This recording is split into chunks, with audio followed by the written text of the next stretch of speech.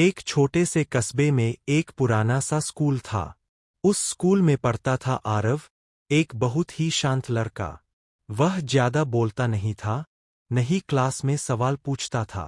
Teacher अक्सर सोचते थे कि आरव पढ़ाई में कमजोर है, क्योंकि वह कभी हाथ नहीं उठाता। लेकिन सच्चाई कुछ और थी। आरव बहुत ध्यान से सब कुछ सुनता था। उसके मन में सवाल भी आते थे, सपने भी थे, पर वह बोल नहीं पाता था। उसे लगता था, अगर मैं गलत हो गया तो सब हंसेंगे। स्कूल में रोज सुबह एक घंटी बजती थी, तेज और साफ आवाज वाली। पर आरव को लगता था जैसे उसकी अपनी अंदर की घंटी कभी नहीं बजती। एक दिन की बात। एक दिन स्कूल में एक नई टीचर आईं, शालिनी मैम। उन्होंने पहले दिन ही क्लास से कहा, यहाँ कोई बच्चा कमजोर नहीं है, बस कुछ बच्चों की आवाज अभी खामोश है। ये बात आरव के दिल में उतर गई। शालिनी मैम ने नोटिस किया कि आरव लिखते बहुत अच्छा है। उसकी कॉपी में जवाब छोटे लेकिन बहुत गहरे होते थे। एक दिन मैम ने आरव से पूछा, आरव, तुम बोलते क्यों नहीं? आरव ने बहुत धीरे से कहा, मैम, डर लगता है। मैम मुस्कुराईं और बोलीं, डर आवाज से बड़ा नहीं होता, आरव।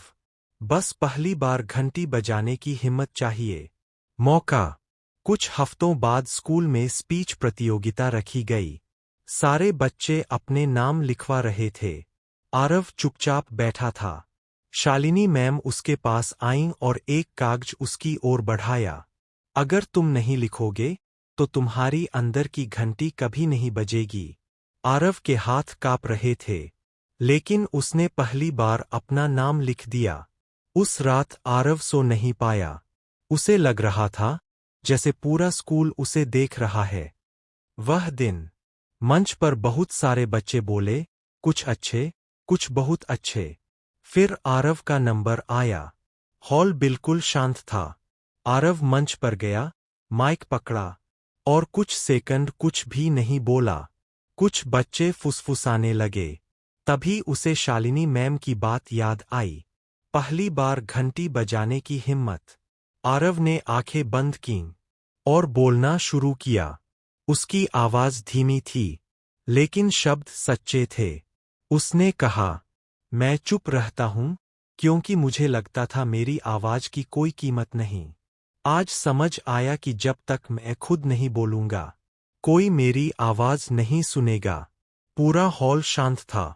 फिर अचानक तालियां। धीरे धीरे जोरदार तालियां। बदलाव।